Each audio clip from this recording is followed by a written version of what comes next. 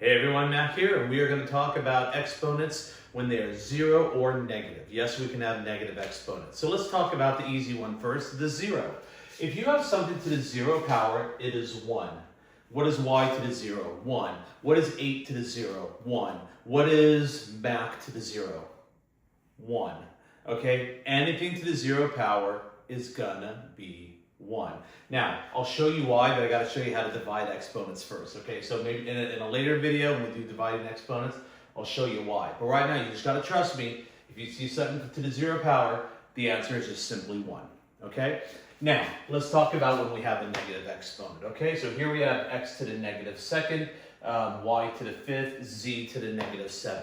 When you have a negative exponent, the way you cure that, because you want to have, I'm going to write it underneath. What you want to do is you want to have all your answers as positive exponents at the end. That's usually considered the simplified form.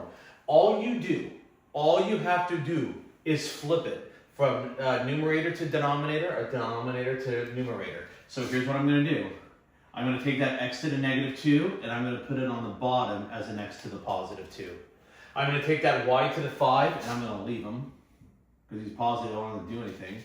And the z to the negative 7 is on the bottom, so I'm just going to make it a z to the positive 7 on top. And that is my answer. So whenever you get a negative exponent, all you got to do is flip it to the other side and make it positive. Now, you might have stuff to do after you do that. So for example, look at this one.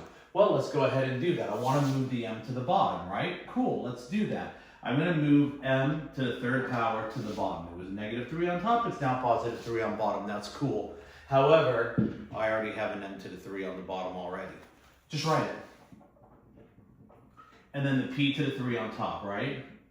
Oh, now what are you going to do? Well, we're just multiplying now. And we just did a video on how to multiply. So all we're going to do is this.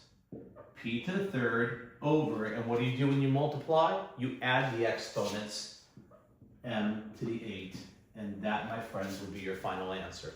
So whenever you get any kind of a fraction and you get a negative exponent, that's all you do. If somebody just gives you a, I'll say it right here, x to the negative 2, what is that?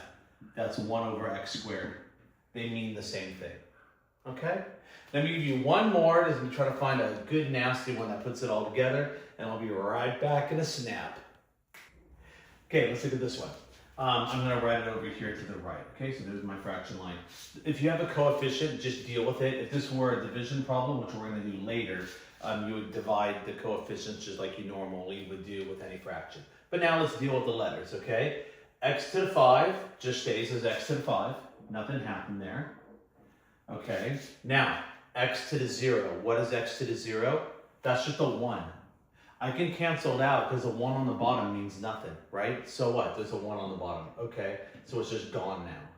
Now, I have a y to the negative 2 on top, so I want to make that a y to the positive 2.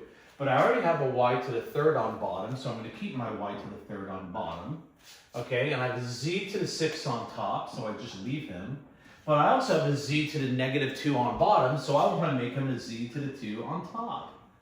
Cool. Now let's keep going, because I have some things that I need to combine. So I'm going to have my 7, my fraction. X has no friends, so he's just going to stay right there as x to the 5th. Now, let's look at my y's on bottom. Y squared, y3, they're multiplying together, and when you multiply exponents, you just add the exponent. Okay? And I have z to the 6, z squared. That becomes z to the 8th power, and this would be considered the simplified form because we only have the letters once and all the exponents are positive. Okay, I've got 3 worksheets. Go become pros at negative exponents.